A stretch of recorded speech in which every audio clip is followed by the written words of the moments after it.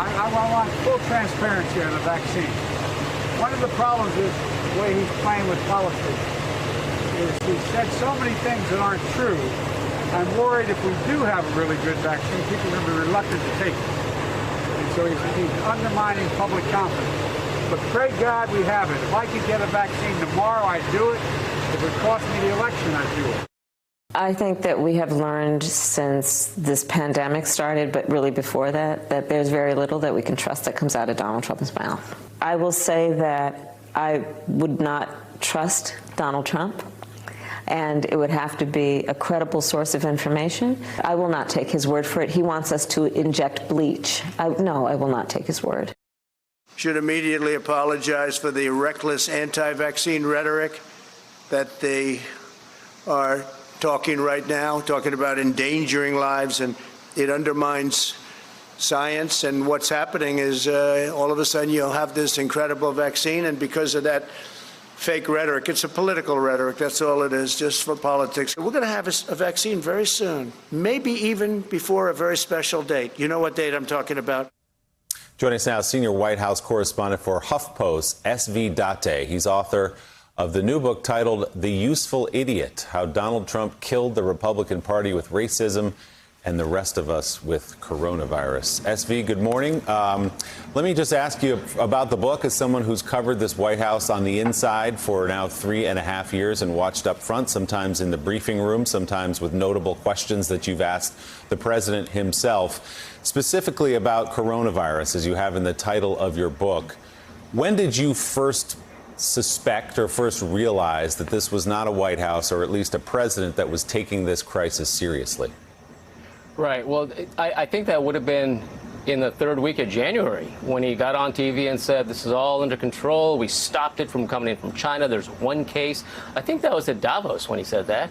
And of course, he'd been skipping his intelligence briefings that would have shown him how dangerous this virus is and just how deadly it had been already in China. In fact, our own health officials knew this on New Year's Day, New Year's Eve. And the president was golfing in Mar-a-Lago and didn't really start even talking about it for 3 weeks. And then he downplayed it for another month and a half. So, yeah, it was pretty obvious early on that this was going to be a big, big problem. When our own ranking official at the CDC says, you know, it's going to change our lives for the next coming months, and I've already had to explain to my own family, he lost it and immediately wanted his own people in the White House to walk all that back. And that, of course, was a very big mistake. SV, Gene Robinson has a question for you. Gene? Yeah, SV, how do you explain the president's inability to stick with one message on this virus? It seems like his advisors get to him and for, you know, half a press conference, he sounds kind of reasonable. And then he goes off the rails again and says, we're going to have a vaccine by election day. And we're going to do this and we're going to do that. And it's all clearly a lie. How does that happen? How do you explain it? Well, look, the president gets a lot of compliments when he reads a script exactly as it's written off the teleprompter. And he gets compliments when he doesn't tweet. And I've often thought, you know, for the first 3.5 years, or the first 3 years anyway, if he just stayed in the Situation Room basement, right, and they'd taken his phone away, he'd been up at 60% in the polls. And everything he's done to bring himself down is his own doing. It's his natural self. That is who he is. And so, you know, when he goes off and starts with conspiracy theories about the China virus and suggests that, well, maybe they did it intentionally, and, you know, come on. That's the person we elected as president. I mean, it should not surprise anybody anymore. It's those instances when he actually sticks to a message. That's when, you know, that's his performance. The rest is not performance. The rest is him. Yeah, wow. Government by gesture. You know, SV, Joe Scarborough here. You know, we had Paul Rieckhoff talking about hydroxychloroquine being used on veterans in an experimental case. The president, of course, pushed it in the spring until the FDA finally, basically in their own way, told him to stop, saying it was dangerous. Then he was talking about injecting disinfectants, asking Dr. Birx to look into that. And now we're hearing about the vaccine again.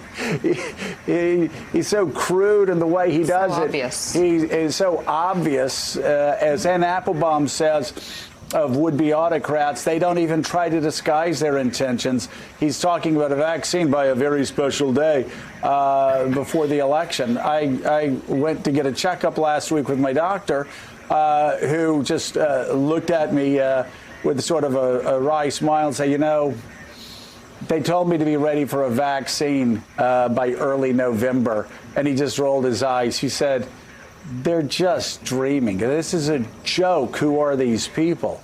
But that's a question, again, that so many medical professionals are asking, because this president thinks just like he can lie about Robert Mueller and lie even about the Republican intel report. He thinks he can lie about a virus and get away with it, but it's been proven time and again, you can't bully this virus. No, you can't. And remember, as he gives advice on when this vaccine might be available, he said back on February 26th of this year that this was going to be going away on its own, that we had 15 cases that would very quickly go down to zero. A little after that, he said when it starts getting warm out, it's going to go away. A little after that, he said it'll disappear. And he continues to say it's just going to disappear. So maybe remember his previous medical advice, including injecting the disinfectants and using that ultraviolet light somehow inside the body when considering his coming medical advice. And of course, I think, you know, reasonable people will say, you know, I want to hear it from the CDCs, from the NIHs, and from my doctor, whether this vaccine is safe and effective, not from the guy who suggested running out and buying Lysol. Yeah.